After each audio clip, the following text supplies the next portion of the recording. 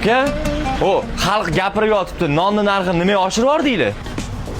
Menga nima deysiz? Unni narxi oshib yotgan bo'lsa, boring unchilarga gapiring. Un qimmat bo'lib ketdimi shunda? Ha? Bo'pti. Keling. Hop. O'rmay, Kel, sog'lik. charchamayapsizmi? Nima? Aka, nonni narxi oshib ketibdi. Nimaga oshib ketdi desam, unda yetishyapti. Nega oshirib yubordinglar unda? Kel, oshgan bug'doy oshib ketdi. Yoki boring fermerlardan so'rang. Menga nima deysiz? Boshqalarning ishim yo'qmi? Bug'doy qimmat. Assalomu alaykum.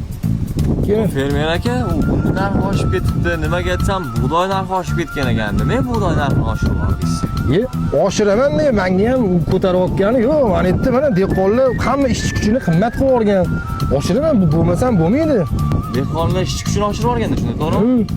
Bor yana dehqonlardan so'rang. Borib gaplashishchi. Bormaylar dehqon akalar. Salomat bo'ling, o'g'lim. Yaxshimi?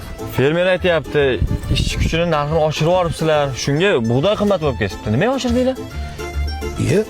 Nonni narxi oshgandan keyin biz ham ishchi kuchini oshiramiz deb, non yeyish kerak-ku. Ha, yo'q.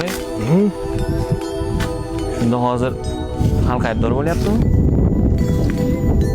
Navoiy bilan gaplashamiz.